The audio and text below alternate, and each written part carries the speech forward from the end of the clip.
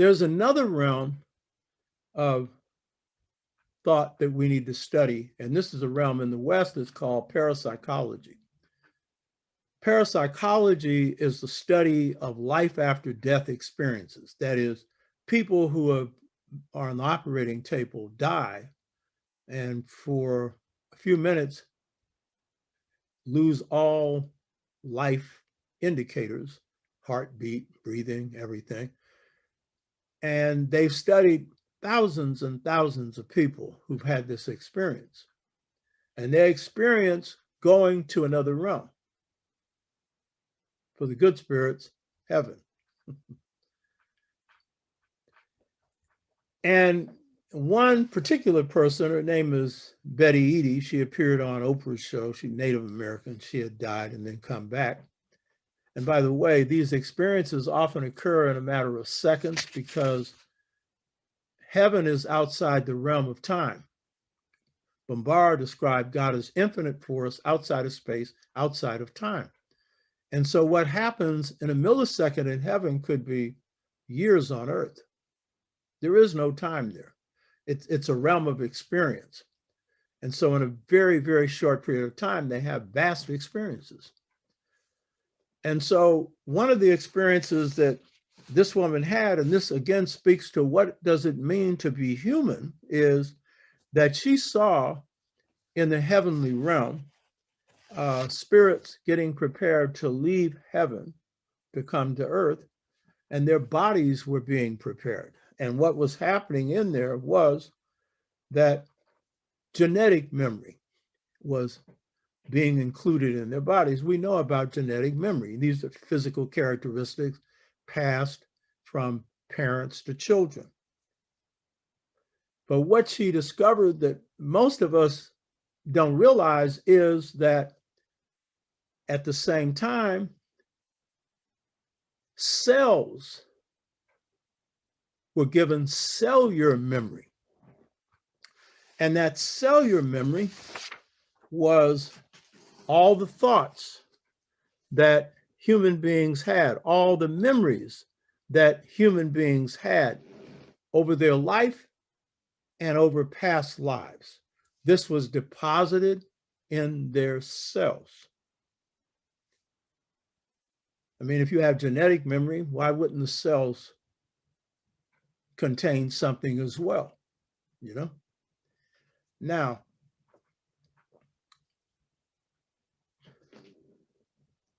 this in part explains why Africans who are torn away from their culture still continue, you know, that is from Africa, taken in slave ships to the Western Hemisphere of the United States or wherever, why they continue to manifest fundamental cultural practices that are African, caring for other people.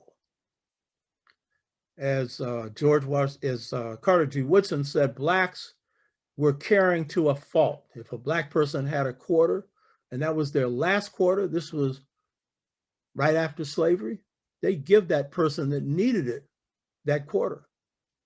And Black people survived on this because we would feed strangers at the drop of a hat.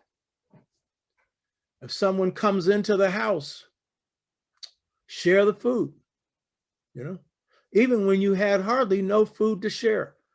That is a part of the sharing ethos that comes out of caring that's deeply African. So some of this could be cellular memory. The belief in spirit, the profound belief in spirit, the need of Africans to have a say-so in everything, this whole democratic impulse that starts with the Twa, that's basic to African people. We don't like anybody telling us what to do. So some of that you could explain by cellular memory. Now you'll say, well, no, but it could be explained by culture, and yet it is, you know what I mean? Because we reconstructed cultures in the US, in the Western Hemisphere, that had an African foundation. But how do you explain to George Washington Carver, who was raised almost wholly among white people, except for a few people in the household of his master? Carver, you know. And George Washington Carver manifested the highest qualities of African culture. He was so humanistic, he didn't care about money. He was about helping other people. Kindness beyond expression, almost. And he had some of the deepest understandings of how the culture worked, you know. Sell your memory. Now, think about this. We talk about post-traumatic slave syndrome, and you know, no doubt, the legacy of slavery lives on in us. There are behavior patterns that clearly derive from slavery, including the use of the word, that N word, you know what I mean? But a whole lot of negative patterns and some very positive ones. So, you know, we know that that continues. Now it's 400 years, because now, you know, this system acts like you're still a slave, the way these cops treat you, the way the society does.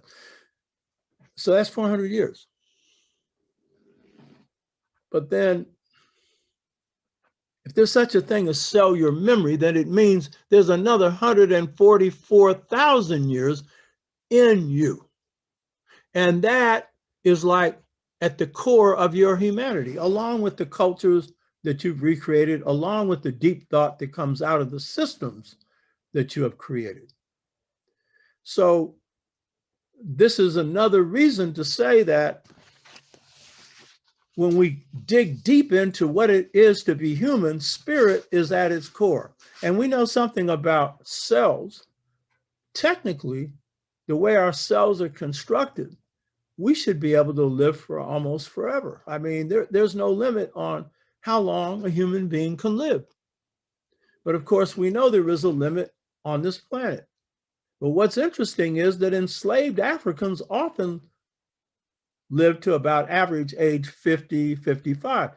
But many lived to 120, 123. My great aunt lived to 120, you know? Telling you there's something else going on in those cells. And you definitely don't have to drop dead at 70 or 75, which is the Black life expectancy is shorter than the white one due to oppression. But within your cells, there is an unlimited capacity, and depends on how we handle ourselves and the frame of mind that we're in and the health practices that we maintain, then, you know, our humanity can be preserved for a long time. And so part of it is in your hands. So when we look then at what it is to be human, parapsychology and many African philosophical systems say this: when God created the heavens, God created multiple cosmoses. That is, the Dogon say 10, they mean many. They say, we as spirits were there with God, aiding God in creation. Now you say, oh, really? Thought God did all of that in a few days. And how could we do that? Well, we're of God as spirits before we came to this earth. If that's true, and even if it isn't, we know the essence of being human, aside from being kind, aside from pursuing the truth, which is the essence of being human. The core of being human is being creative. And the African enslavement resented slavery more than anything because it deprived them of his or her freedom to create. And they did everything they could to defy it. They created a culture and they created an art form right under the nose of the oppressor. And it was pure beauty. So what is it to be human? what is it to be a being who is in a body having a earthly experience, but is a spirit that is defining the reality of that body? What does that mean? It means that's the essence of being a human being.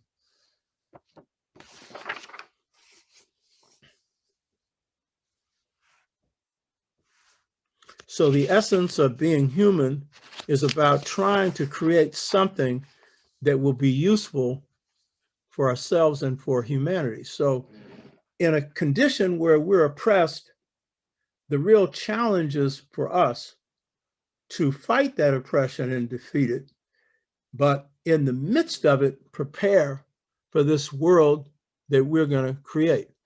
Malcolm was in Ghana in 1964, and he had met the Minister of Culture. And afterwards, he did a riff, because this was kind of like him going back to his street days. And so he said he could conceive a time where Black people would do like the Black musician and go inside themselves and create a new society, a new philosophy, a new family system, a new economic and social system. And then he said, provided that we had the power.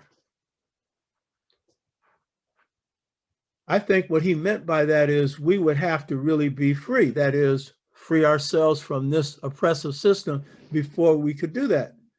But I would agree with him on this first part, disagree on the second part, because Malcolm himself was doing that. By recreating himself, he was recreating a vision of the world that could produce change. He was saying that the only area in which Blacks had been able to do that in America was music, because whites had permitted us to entertain them. But I would say that there's a whole lot of other areas where we created a culture. We created an art form. We have created movements for social change. We have created all kinds of deep thoughts, deep ideas, and deep systems in this country while under oppression. Because if you free the mind, and the mind is connected to the spirit, then you have the capacity to do anything. And the reality of the spirit mind is this: spirit and mind connected is matter, or mind is matter, assuming that it's spirit mind. What does that mean? Everything that's in this cosmos had to be thought of before it was created. And so it is our thoughts, especially when combined with the mighty spirit that resides within us, which is God within us, then it is that that gives us the capacity to create something new. So creating new music is a high order of creativity. That same order, that high order, enables us to create a new society and a higher order of a human being. So the power is a power we already have. If you believe it, you can make it happen. You hear me? And if you don't, then it won't. And then we'll run around saying it wasn't possible. It's all in how you think. And that is tied to your spirit. And that will then govern your actions as well as your speech.